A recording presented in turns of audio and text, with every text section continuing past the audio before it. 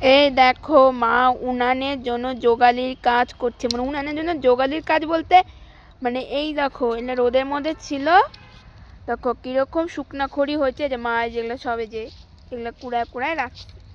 আর এই যে আমাদের এই যে গাছ কাটা হচ্ছিল তো সেগুলারই ডাল, তাই যে মা যে এখন এগুলো তুলছে,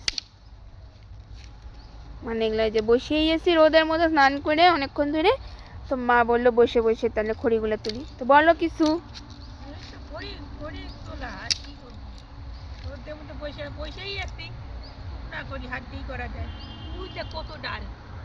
এই যে ওইদিকে আরো অনেক ডাল আছে জামা কাপড়ের জন্য, তো বুঝতে পারছো না, ওই দেখো এই যে একটা বড়, এই যে ওটা ওটা আমাদের নয়, কিন্তু ওইটা দেখালাম, তাও এই গাছটা আমাদের নয়, এটা অন্য কারো, তাও দেখালাম। আর এগুলো হচ্ছে আমাদের ডাল। এই যে ঘরের পেছনে মাঠের মধ্যে বসে এই যে বস্তা পেতে আমরা রুখতে পারছি।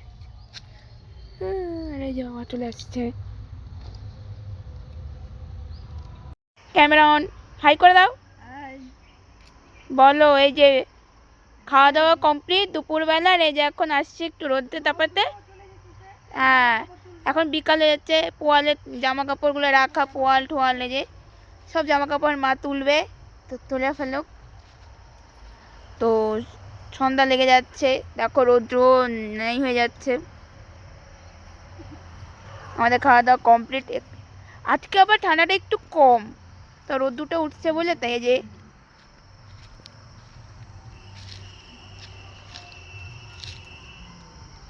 বলো কিছু সবাইকে।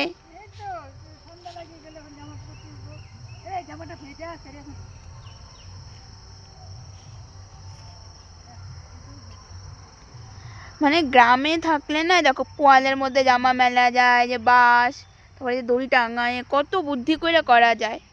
ছাদ না থাকলেও চলবে, এরকম যদি মাঠ বাড়ির সামনে থাকে ছাদেরও দরকার পড়ে না।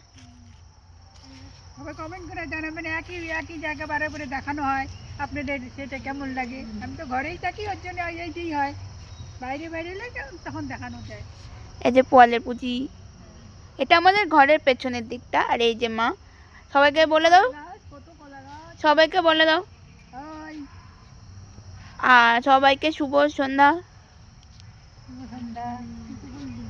আর এই যে কলা গাছ। ভিডিওটা আজকে এটুকুই, টাটা করে দাও।